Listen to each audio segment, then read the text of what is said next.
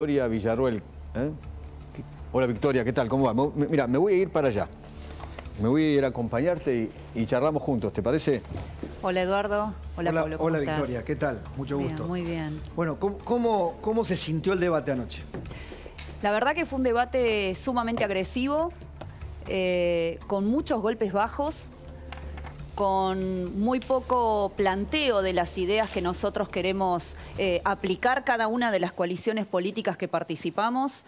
Me resultó sucio, me resultó... era la primera vez que asistía a un debate, era la primera vez que me cruzaba con cada una de estas personas y sinceramente desde lo humano me pareció muy reprochable la discusión. ¿Por qué y desde sucio? lo político limitada. ¿Por qué sucio? Porque se dijeron cosas que son mentiras aviesas. Se dijo que yo nunca trabajé. Yo tengo aportes desde los 21 años. Eso no es tan difícil de buscar. Que no trabajaste. Claro. Eso lo dijo el candidato a vicepresidente Petri. Eso lo dijo Rossi, Rossi, que yo no había trabajado nunca. A los 18 años empecé a trabajar, como muchos, como recepcionista en un centro odontológico. A los 21 finalmente pude ingresar a un estudio jurídico al que no quiero dar el nombre del abogado porque no sé qué piensa políticamente y no lo voy a afectar en su vida. Pero están los aportes hechos. Entonces, después que no presenté proyectos de seguridad, cuando yo estoy hablando de la causa mapuche, cuando estoy presentando pedidos de informes o el pedido de derogación de lo que hoy justifican todo el freno a las usurpaciones por los pueblos originarios. ¿De qué estoy hablando? Estoy hablando de seguridad, estoy hablando de la integridad territorial. Cuando voy a la zona en donde hay usurpaciones, en Neuquén, en Río Negro, en Chubut, ¿qué estoy haciendo? Estoy hablando de seguridad. Entonces, definitivamente que se me diga ñoqui, que se diga que nunca trabajé, que se hable de mi papá fallecido y que un militar cobra un sueldo del Estado y por eso me mantuvo. ¿Pero qué pretendía Rossi? ¿Que trabaje desde los 5 años? Entonces, definitivamente me pareció algo artero. Y de nuevo, la falta de calidad humana de los candidatos me sorprendió. Quiero rescatar con quien tengo una cordial pero distante relación en la Cámara de Diputados a Florencio Randazzo, del cual sé muy poco desde lo personal, no he tomado ni un café, pero hoy le escribí, pedí su teléfono para que me lo consiguieran, para simplemente decirle, bueno, te agradezco que al menos en la dificultad de que pertenecemos a dos espacios totalmente distintos, te hayas comportado como yo me habría comportado con el resto. ¿Te preparaste para el debate? Viste que los debates requieren de preparación por parte de los candidatos. Un coacheo, ¿no? Claro, fue tu primer debate. No, no tuve coacheo. No tengo los medios para contratar coacheo.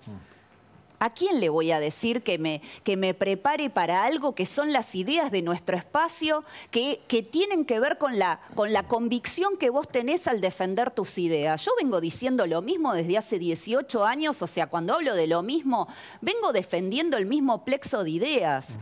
Se me acusa de que... por ejemplo, me encontré con Videla, también me encontré con Montoneros, pero si yo les di mi palabra como abogada de que no iba a citar sus nombres, ¿por qué tengo que hablar del resto? Ya que se metió en ese tema. Y de hecho, las declaraciones de Videla y de otros terroristas montoneros y de personas que fueron condenadas por lesa humanidad están en este libro.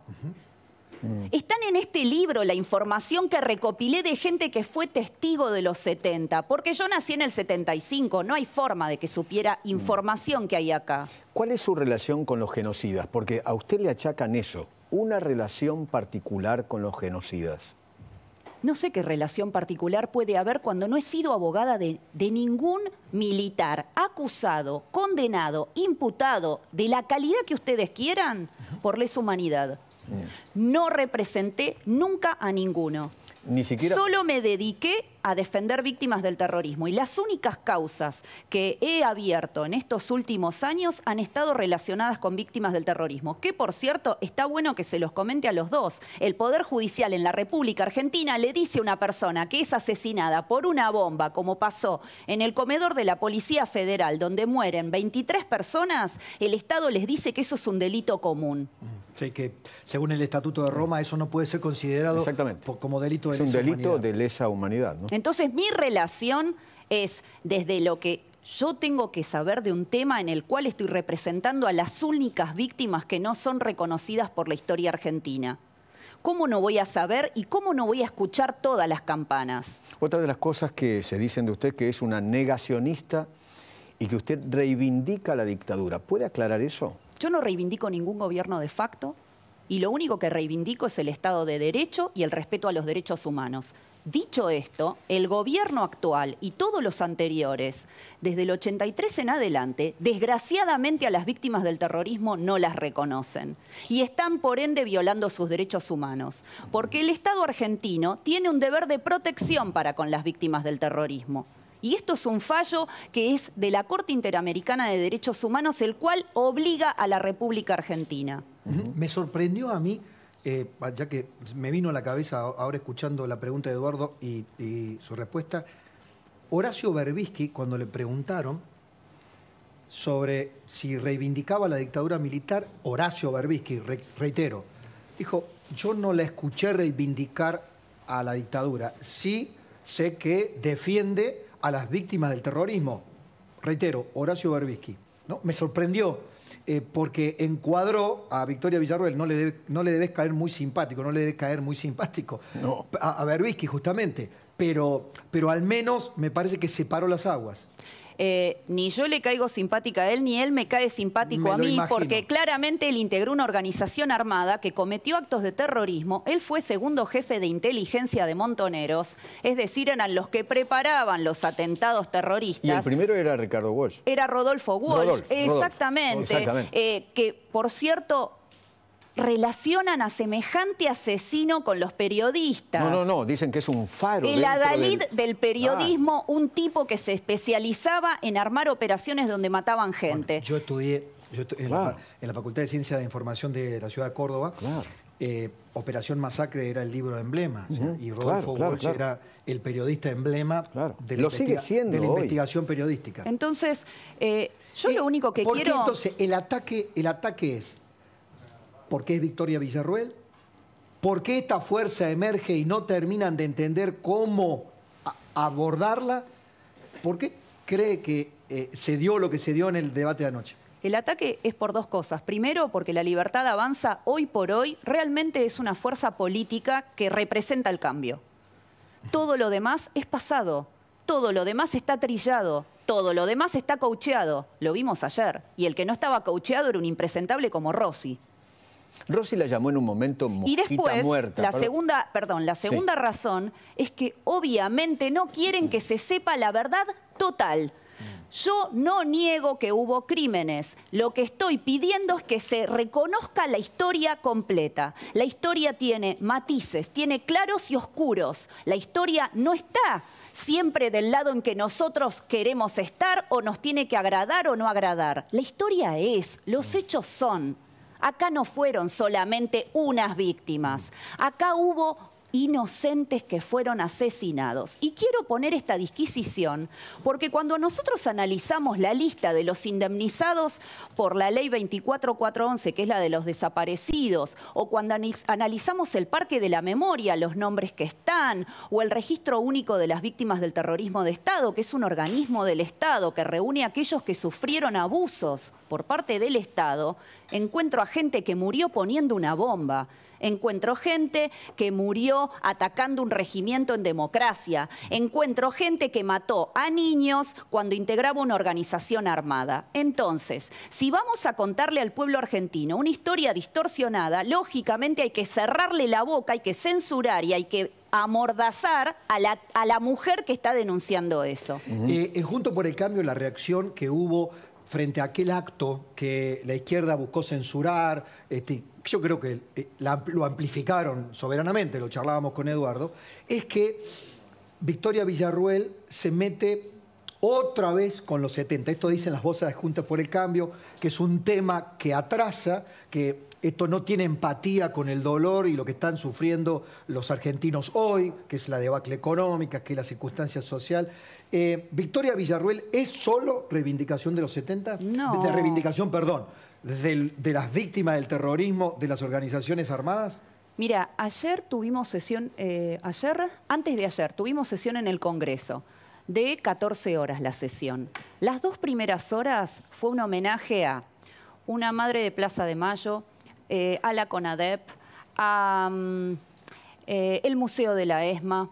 De 7 homenajes, 6 homenajes, lo tuiteé, pero bueno, ya no recuerdo puntualmente los 6, pero de 7, 6 fueron relacionados con la década del 70. ¿En serio la década del 70 es pasado en este país? Solo porque yo traigo a colación a ciudadanos que no tienen derechos humanos, esas personas inevitablemente quedan responsabilizadas de los peores crímenes y los que las defendemos también. ¿En serio es así? Porque yo soy de la idea de que hay que hermanar al pueblo argentino, por supuesto. Y lamento mucho que Juntos por el Cambio haga estas disquisiciones, porque yo en ningún momento pegué golpes bajos. Y ellos tienen miembros de organizaciones armadas. Y yo no los menciono, como no menciono las cuestiones personales. Milei sí. Milei lo menciona. Javier dice que Patricia Bullrich perteneció. Milei lo menciona y yo tengo información de ese hecho. Ella lo Pero niega. yo no lo mezclo. Porque yo defiendo víctimas del terrorismo desde hace 18 años, esté o no esté Patricia Bullrich. Y ahí está la gran diferencia. Entonces, a mí lo que simplemente me gustaría es que finalmente el pueblo argentino supere el pasado. Pero para superarlo hace falta verdad, justicia y reparación para las únicas personas que quedaron fuera de la historia oficial. Usted dijo que Eve Bonafini, Carlota y compañía eran madres de terroristas. Sí, así es. Sus hijos integraron organizaciones armadas. Por supuesto, el dolor de una madre siempre es respetable y, por supuesto, puedo entender el desgarro de cada una de estas mujeres. Ahora, lo que no voy a justificar de ninguna manera es que, de alguna forma, crean que lo que hicieron sus hijos al integrar una organización armada que atacó tanto gobiernos de facto como gobiernos democráticos, porque la mayor cantidad de atentados se dio durante la vigencia de los gobiernos democráticos. Del 69 al 76.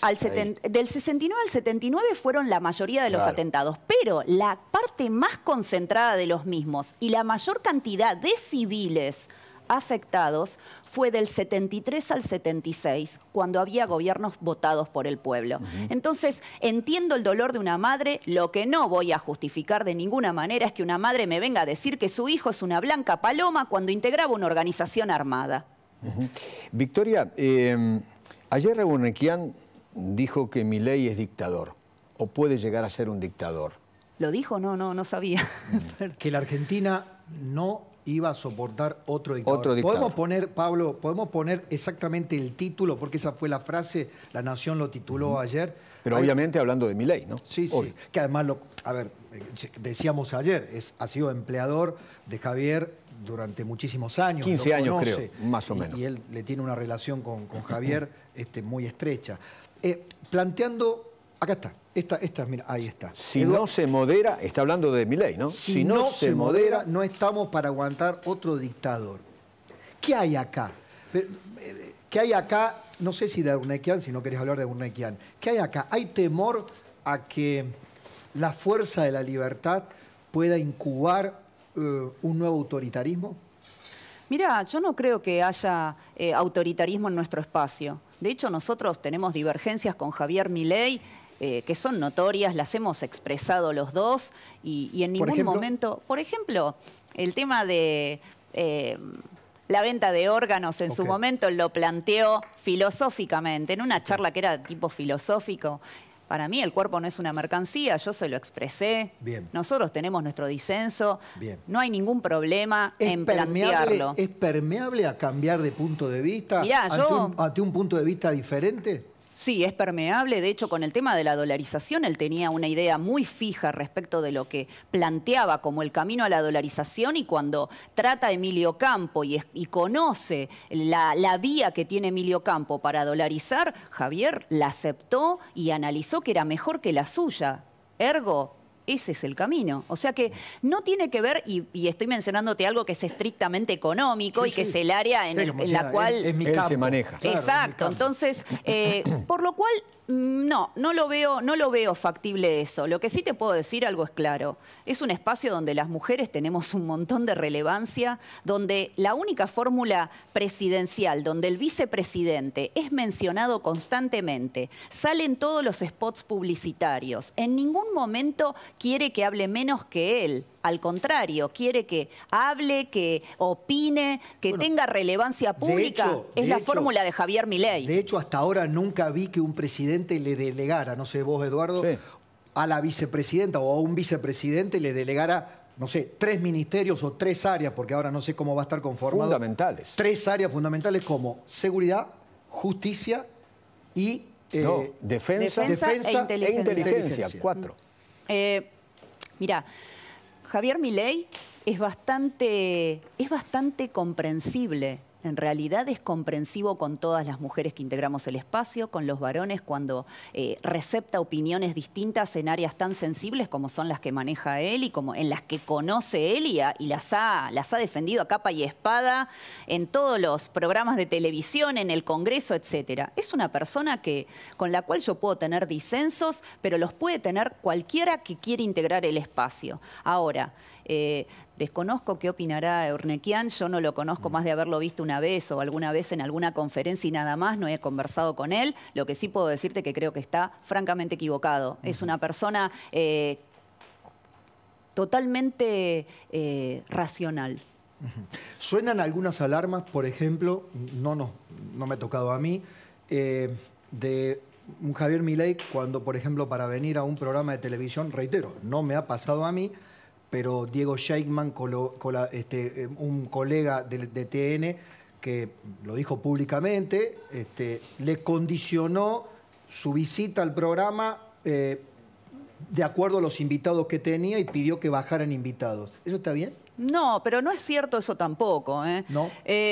Mirá, yo creo que primero todos tenemos derecho a saber con quiénes nos vamos a cruzar en la mesa cuando vamos a un programa o con quién vamos a estar. Eso lo preguntan. Me parece hay gente que lo pregunta y hay gente que no. Bueno, a mí me parece que es totalmente válido. De hecho, yo lo he hecho muchas veces porque me cruzaban con personas que integraron organizaciones armadas. Claro, y tener derecho a decir eso no lo voy a hacer. Pero imagínate, he estado en programas donde estaban Perdía, Kremer, o sea, los tipos que eran los más importantes de Montoneros y el ERP. Creo que uno tiene que saber ese tipo de cuestiones.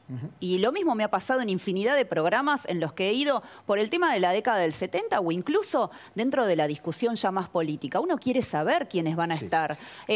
Lo veo válido y no veo ni que eso sea una mala práctica ni que sea algún tipo de acto de censura, como la verdad que la palabra censura es una palabra lo suficientemente grave, dura e importante como para que Petri se llene la boca con esa palabra. Así que la verdad que lo desmiento totalmente. Creo que Javier, como los periodistas, tienen derecho a elegir con quiénes quieren estar y a quiénes quieren invitar. Y las reglas del juego, son las reglas de la libertad de expresión y lo aplaudo. Volviendo al debate, ayer Rossi la trató de mosquita muerta. No te hagas la mosquita muerta. ¿Qué sintió en ese momento? ¿Por qué se ríe? Porque si hay algo que no soy es mosquita muerta. Es un Rossi perdido, ¿no? Me parece que Rossi estaba en otra galaxia, como dije, porque... Sí.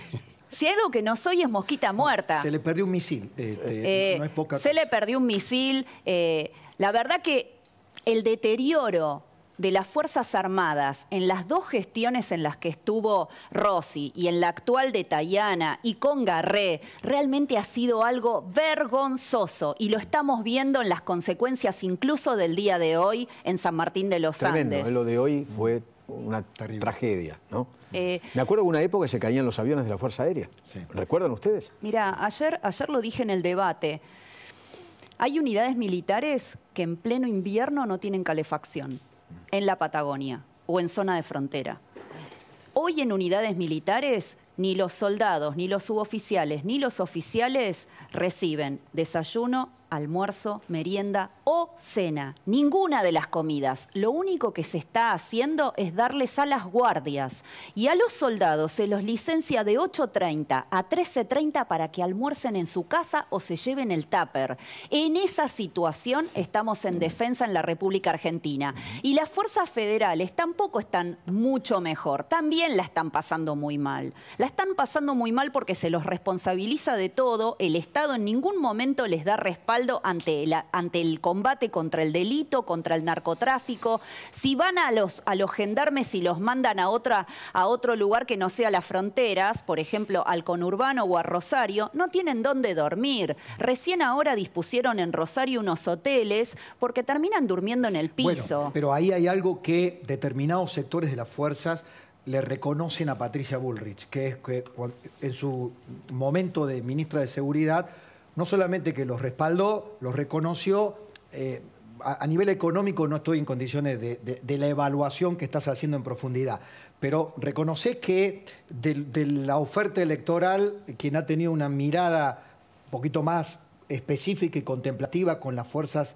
de seguridad y las Fuerzas Armadas ha sido Bullrich. Mira, para el maltrato que sufrieron las fuerzas, lógicamente lo de Bullrich parece cuasi heroico, pero yo también no puedo dejar de recordar cuando hubo policías que fueron enviados sin nada a resistir 14 toneladas de piedras. Entonces la ley hay que hacerla respetar, la ley hay que aplicarla, no hay que tener más demagogia. El que comete un delito tiene que responder. Si ustedes son gobierno, ya que habla de esas 14 toneladas de piedra y una gran manifestación, ¿no? ¿Qué van a hacer con los piquetes si ustedes son gobierno?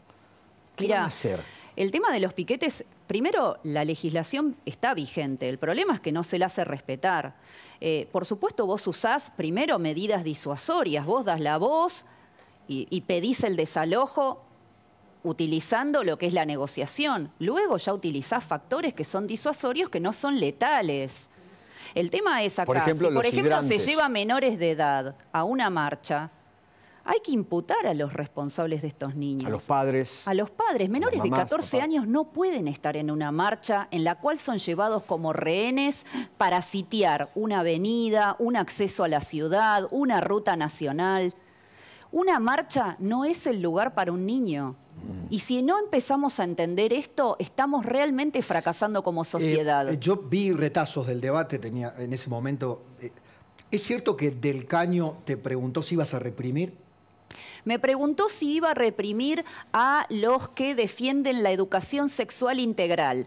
Y como le dije en ese momento, no entiendo la correlación entre educación sexual integral y represión. No entiendo qué hacen la misma frase, esa disquisición. Porque además lo de Lesi es en el colegio. No sé, piensan y en el los colegio no entra la policía. No sé, habría que sé. preguntarle en qué mente alunada dos cuestiones que no tienen relación quedaron encadenadas. Lo que nosotros vamos a hacer es garantizar el orden. Yo entiendo que en Argentina, desde hace 4 décadas, al que porta un uniforme lo han demonizado y lo han hecho chivo expiatorio de todas las situaciones habidas y por haber. Sí. El uniformado, sea de una fuerza federal, de una fuerza policial o incluso las Fuerzas Armadas, tienen funciones muy específicas. No hacen lo que quieren. Entonces, cuando nosotros hablamos de que hay que garantizar el orden y si es necesario reprimir el delito, no se está hablando de violar los derechos humanos, se está hablando de que tenemos reglas en la democracia y que las tenemos que respetar todos. Si ustedes son gobierno, ¿cómo van a hacer? Pero el cómo, porque acá lo importante es el cómo. ¿Cómo van a hacer para asegurarle a la gente más seguridad? ¿Qué es lo que pide a gritos? Mira, no tiene que ver con poner más policías en las calles. Lo que tiene que ver es que primero vos le tenés que dar un respaldo como Estado. Hoy por hoy no hay un respaldo político, porque también una política de seguridad va encadenada con una política de justicia, bueno, ¿no? O sea, lo entendemos porque aparte somos letrados.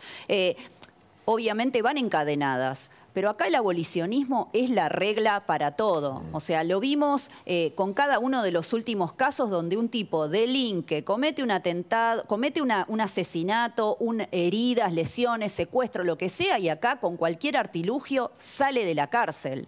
O se le garantiza que pase incluso la prisión domiciliaria.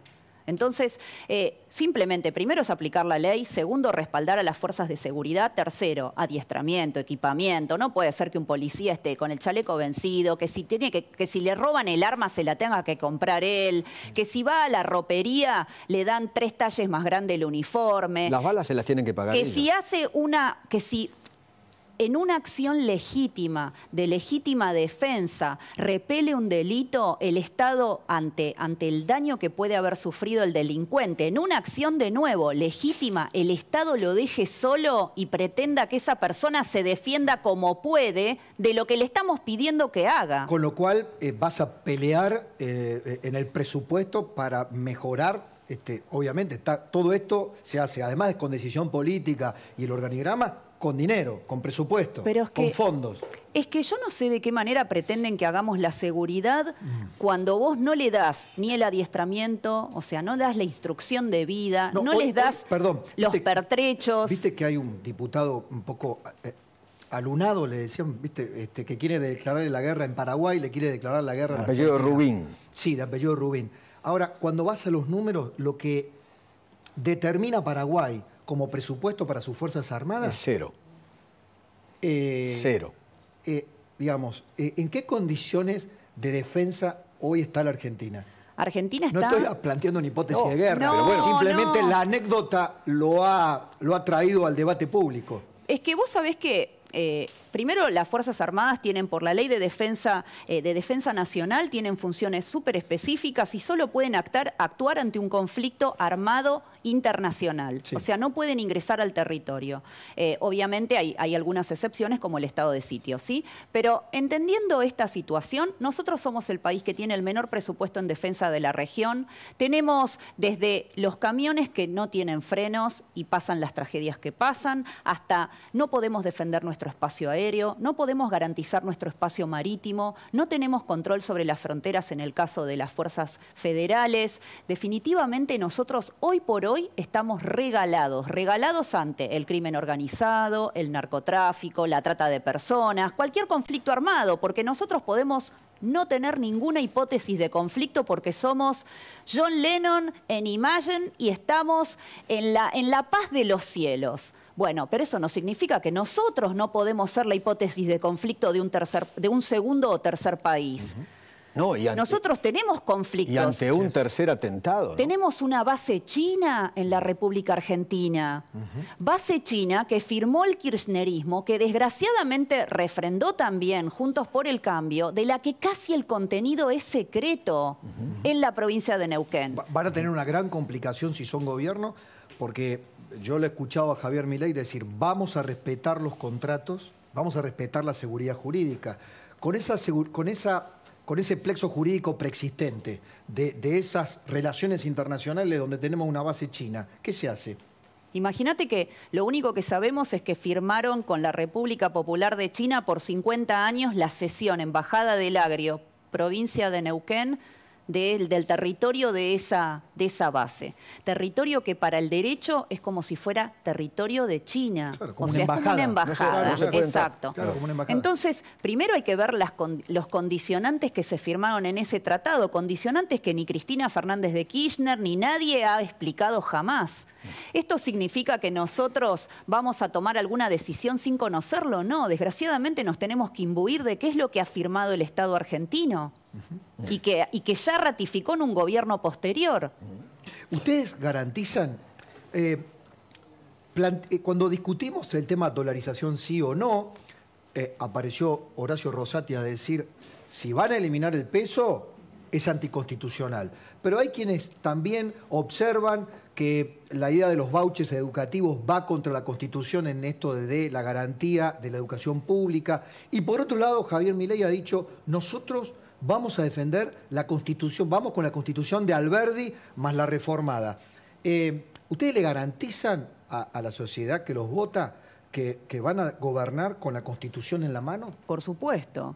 Pero es que en ningún momento... Y en todo caso, que alguna idea que están elaborando hoy deberá pasar por el tamiz constitucional, y si no tiene tamiz constitucional, ¿no van a tratar de imponerlo? Primero... Parece obvia la pregunta, pero no es tan obvia. En una Argentina, donde, reitero, tuvimos un gobierno, como el de Cristina Kirchner, que a los derechos constitucionales muchas veces los puso entre comillas. En primer término... Y esto es algo que en ningún momento salió de nuestra boca, nosotros no pensamos reformar la Constitución. Bien. Primera cuestión. Segunda cuestión, en todo momento, teniendo como base la Constitución, nosotros queremos garantizar los derechos que están reconocidos en la Constitución y en los tratados internacionales que Argentina ratificó. Esta pregunta se la hago de otra manera. ¿Qué opina de lo que dijo justamente el presidente de la Corte? Que esa idea, cambiar la moneda, es inconstitucional. Bueno, el tema es que él está opinando como abogado, él no está opinando como la Corte Suprema de Justicia de la Nación. Un miembro de la Corte. De hecho, claro, pero no está hablando por sus fallos. La Corte habla por sus fallos. No se está refiriendo a la causa, dice exacto, usted. y él, él está preopinando. Él está preopinando. Dicho esto, y todos los que somos abogados lo sabemos, él está defendiendo su mitad de la biblioteca. Bueno, nosotros tenemos la otra mitad. No es algo... el derecho no es una ciencia exacta. No, sin torcer las leyes, hay interpretaciones. En este caso puntual respecto de la moneda, lo hay. ¿Usted ayer cuando hablaba con Rossi lo chicaneó con esto del silencio de Cristina? Sí, ¿dónde está Cristina? Habla el sábado. Sí, me lo dijo, pero ¿y dónde está Cristina mientras el país se incendia? La invitó, ¿no? Venga el sábado conmigo y vamos a escucharla, sí, algo así, ¿no? No, pero prefiero evitarme el disgusto. Igualmente, creo que ¿dónde estuvo todos estos meses mientras el país se incendia, mientras estuvo socavando al presidente que ella eligió, mientras se ventilan los actos de corrupción de su gobierno, mientras el ministro de Economía se candidatea como presidente del desastre del cual ella forma parte? Me parece que porque esté calladita la boca, eso no significa que no sea corresponsable de la situación crítica en la que vive nuestro país. En otro párrafo creo que fue así, dígame si no, cuando la atacan por su relación con Videla, usted le contesta, ustedes estuvieron a Milani. Sí. Sí, yo le pregunté por Milani, ¿no? En realidad yo no me lo planteé como un ataque. Yo simplemente le pregunté, bueno, ustedes están todo el día con las madres de Plaza de Mayo, con los derechos humanos y demás, y eligen a un tipo como Milani como jefe del ejército, que no era, por supuesto, el único que estaba en condiciones de serlo. Hay otra y de las ellos cosas, lo defendieron. ¿Hay un doble discurso? Pero es que en todo el kirchnerismo hay un doble discurso. De hecho, no sé cómo hacen para dormir parados, porque realmente eso es lo que hacen constantemente. O sea, ellos dicen una cosa y hacen exactamente otra. Otra de las cosas que le achacan es que usted le llevaba la agenda a Videla. Pero, ¿de dónde sacaron ese No tipo sé, de cosas? no sé. No sé qué responder ante este tipo de acusaciones. La verdad no es que una no. acusación mía, ¿no? No. Después dice, por no, favor, porque Eduardo, Feynman la acusó de... Es que la no pregunta. sé qué pensaron, que yo tenía una relación de tanta cercanía con una persona a la que debo haber visto 2 o 3 veces con toda la furia. O sea, es como si dijéramos que Seferino Reato, por hacer su libro en el cual él lo entrevistó en la cárcel, digamos, y tiene fotos de esa situación y demás, terminó siendo gran amigo de Videla, pero esto es una ridiculez total. O sea, yo entiendo que hay gente que quiere que no se sepa una parte de la historia, pero yo no estoy justificando a nadie por exponer que acá hay personas que no tienen derechos humanos. Lamento que esto le moleste a la gente que necesita que la historia no sea conocida para que su impunidad esté garantizada por siempre en este país. Impunidad que estamos padeciendo hasta el día de hoy, que estamos pagando indemnizaciones que son de millones de dólares, que estamos poniendo en cargos públicos a personas que hablan concretamente de sostener el terrorismo, como lo han hecho muchos de los hijos de aquellos miembros de organizaciones armadas, de los cuales tenemos un montón en cargos importantísimos del Estado. Por supuesto, un hijo nunca es culpable ni de las acciones de sus padres, ni de los dichos de sus padres, ni de nada, pero desde el momento en que vos justificás y te convertís de alguna manera en cómplice de eso. Gracias por venir, ¿eh? Gracias. Muy agradecido. Una última, Sí. así, casi un chascarrillo final. Leí entre tantas interpretaciones que se hicieron del debate, viste que hacían calificaciones, quién ganó uno, según como cada cual está en la feria, ¿no? Pero me sorprendió, creo que te lo comenté hoy, me sorprendió una, dice que no sé si pretendía hacer o un elogio o una crítica. Anoche vimos a una Margaret Thatcher argentina joven. Por eso digo, no sé si es un elogio por el carácter o por pegarla a los ingleses. ¿Cómo crees que se visualiza Victoria Villarruel hoy? Yo, y lo he dicho muchas veces, yo de la única forma que me quiero visualizar es como una patriota, punto. Si no hubiera habido el descalabro que hay en la República Argentina, probablemente yo no me hubiera sentido compelida a ingresar a la política, porque hay muchos sinsabores, hay muchas críticas y hay peligros. Entonces, simplemente yo querría hacer mi aporte a la Argentina. La verdad que Margaret Thatcher, yo siempre voy a estar con Malvinas, con los veteranos de Malvinas, con el reclamo de soberanía de nuestro país, y lo que puedo tener de parecido es el blanco de los ojos y los colores que pueden gustarnos para vestirnos, nada más. O la en dama el de resto, hierro. también me dicen la dama de hierro, y de hecho Bueno. Javier me ha dicho, uy, perdóname por decirte la dama de hierro. Y le digo, no, porque yo entiendo por qué me lo estás diciendo y no me lo tomo a mal. Ahora, la verdad que yo lo único que quiero ser es una buena Argentina, nada más. Gracias, Victoria. Gracias. Gracias por haber venido. Querido Querido amigo. amigo, placer.